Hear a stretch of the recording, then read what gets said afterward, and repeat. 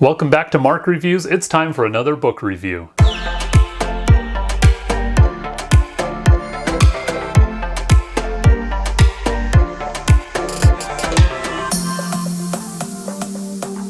So you already saw the title of this video and you decided to click on it, so you know that you're about to watch a white middle-class male talk to you about a book called How to Be an Anti-Racist. And I want to address why that's probably a good thing. There's a quote that I ran across today when I filmed this, which is actually Martin Luther King Jr. Day, by Dr. Martin Luther King Jr. First, I must confess that over the past few years I have been gravely disappointed with the white moderate.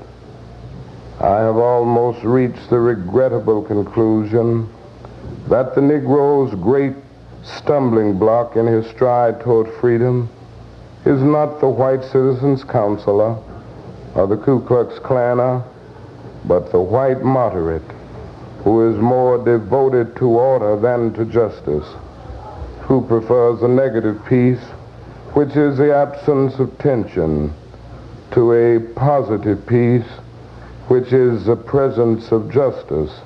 Those are powerful words for someone like me who is white and sees themselves as a moderate. One of the toughest realities of 2020 as a white moderate myself was not just the realities of the murders of George Floyd, Breonna Taylor, Ahmaud Arbery, and so many others over the years, but the fact that for the first time, everything was starkly right in front of us. We had an inflection point, a tipping point, as Malcolm Gladwell would say, he's one of my favorite authors, where you had to sort of choose a side. To be silent was to be complicit. And this wasn't because someone was twisting my arm, but because I was finally confronted with images and realities that I couldn't explain away. Now, if you're like me, you found yourself at some point during this last year confronted with a reality that was different than the reality that you had perceived for most of your life. I've always considered myself very world aware and plugged into current events, so it's unusual for me to feel like I've been caught flat-footed. It happened September 11th, 2001, when I was a teenager, and I feel like it happened again in this moment. I had to come to grips with the fact that the reality that I perceived around me was different than the reality that's lived on a daily basis by tens of millions of Americans and people around the world. So if you've made it this far in this video already, here's the question for you. When you find yourself confronted with a reality or an assertion that doesn't match your closely held worldview, what do you do? What action do you take to help yourself reconcile that? Now, I ascribe to the notion that almost nothing easy is worthwhile, and almost nothing that's worthwhile is easy. And so what I found myself doing was diving in and trying to educate myself, seeking to understand. I spent hours watching documentaries and docudramas on Netflix. I watched a college course from Yale on African American studies. I read several books. I joined a book club. I became a more active part of our employee resource group at work for people of color and allies. In short, I decided to get involved. And the first book that I picked up was How to Be an Anti-Racist by Ibram Kendi. Now, this is the part of the video where I transition from, oh, this is all about me and my personal journey and things like that, to hopefully you are now on your own personal journey, and that's why you're watching this video and you'd like to know if this book is worth your time. Well, I will tell you right now, spoiler alert, this is worth your time. You should absolutely consider reading this or listening to it on Audible. But digest the information that's in this book. I've read several books on racism and race issues now at this point, and this is probably my favorite. So what should you know before you dive into how to be an anti-racist? Well, the first thing is, no matter who you are, where you find yourself in this conversation, you will have your preconceived notions challenged. And that is a healthy thing. That's something that we should all seek out actively, especially when something confronts us in a way where we can no longer ignore it. Key to understanding this book and what its goals and aims are is understanding what it means to be racist so that we can become actively anti-racist. Because racist has become a pejorative term, so many people will immediately start putting up walls and say, well, I'm not racist. And this is in the introduction to the book. I want to share this part. What's the problem with being not racist? It is a claim that signifies neutrality. Quote, I am not a racist, but neither am I aggressively against racism. But there is no neutrality in the racism struggle. The opposite of racist isn't not racist, it is anti-racist. What's the difference? One endorses the idea of a racial hierarchy as a racist, or racial equality as an anti-racist. One either believes problems are rooted in groups of people as a racist, or locates the roots of problems in power and policies as an anti-racist. One either allows racial inequities to persevere as a racist, or confronts racial inequities as an anti-racist. There is no in-between safe space of not racist. The claim of not racist neutrality is a mask for racism. This may seem harsh, but it's important at the outset that we apply one of the core principles of anti-racism, which is to return the word racist itself back to its proper usage. Racist is not, as Richard Spencer argues, a pejorative. It is not the worst word in the English language. It is not the equivalent of a slur. It is descriptive, and the only way to undo racism is to consistently identify and describe it, and then dismantle it. The attempt to turn this usefully descriptive term into an almost unusable slur is, of course, designed to do the opposite, to freeze us into inaction.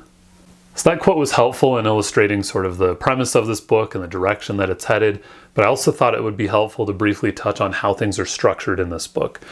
So this is narrative in nature. This is the first-person account of Ibram Kendi growing up and exploring his own relationship with racism and racist ideas as he grows up in New York City and later moves to Virginia. He tells the story of his life through these microcosms, these slices of experiences that he had, and then flashes back to the historical context that informed those interactions. For example, he may tell a story about himself at school, in elementary school, and then flash back to the original European explorers from Portugal and classifying races of people and using general, broad descriptive terms to describe entire continents of civilizations. And personally, I thought that style was brilliant. While it can be a little bit jarring sometimes to say, okay, this is the present story that's being shared, oh, and now we're flashing back hundreds of years. What it does is bring context to the daily interactions and the struggles that he was dealing with, and truly that are experienced by tens of millions of people around the world.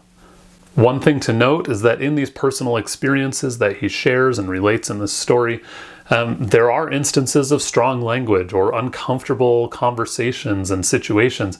You know what? That's life. So I still highly recommend this. There are some F-bombs and things like that, but this is part of his growing up and his real life experiences. And I think it would be an injustice to censor not just the language, but any of the content of what happened in reality. As you listen to or read this book, you will start to feel almost as in real time this evolution of his personal journey and understanding that you are also connecting with these things as well. I encourage you to read this first and foremost, but then I also encourage you that if you do decide to pick up a copy of this on Audible or a physical copy, and I'll leave a link in the description below to where you can go find those, keep an open mind, okay?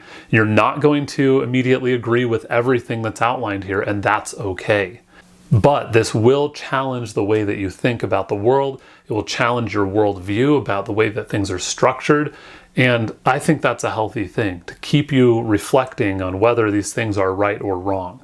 I've always considered myself pretty open-minded, but by illustrating these things and bringing them to light, it really causes self-reflection. And that's probably my favorite takeaway from this book, right? There were things that as soon as they were spelled out for me, they clicked and I said, oh, immediately, yes, absolutely, this is right, this is wrong, I agree with this is wrong, right? I found that for the vast majority of this book, I was right in line with Dr. Kendi.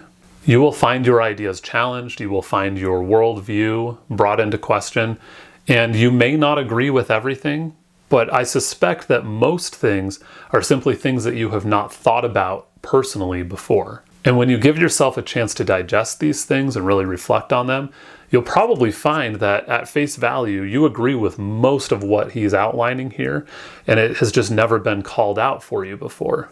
Now, if you've made it this far in this video and there's a part of you that's still hesitant to dive in because you're worried about the level of white shame or white guilt that you're going to feel as you read or listen to this book, I want to set your mind at ease that he is not demonizing any individual group.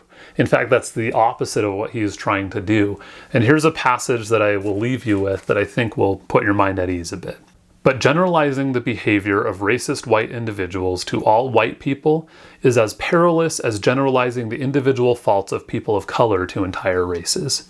Quote, "He acted that way because he is black. She acted that way because she is Asian," end quote. We often see and remember the race and not the individual. That is racist categorizing.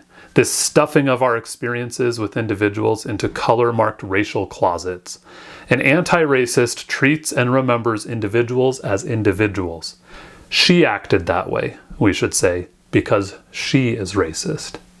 I can't think of anything more worthwhile than taking steps to help yourself view others as individuals with value and merit and life experiences and a unique perspective that can help you grow and become a better person. This video may not be able to be monetized because it's discussing a potentially sensitive topic, but I don't really care. That's not the point. And a different way you can support me if you see that I'm not making money from the ads on this, go buy a copy of this book, either the physical copy or on Audible using my links down below. And that is probably enough out of me for today, so I'm just going to cut off the video right here. Thank you for watching this video. Thank you for subscribing if you haven't yet, and go pick up your own copy of How to Be an Anti-Racist by Ibram Kendi today. Let me know in the comments below what you thought of this book if you've read it, and please keep the conversation civil. I won't stand for racist comments on my channel. Thank you.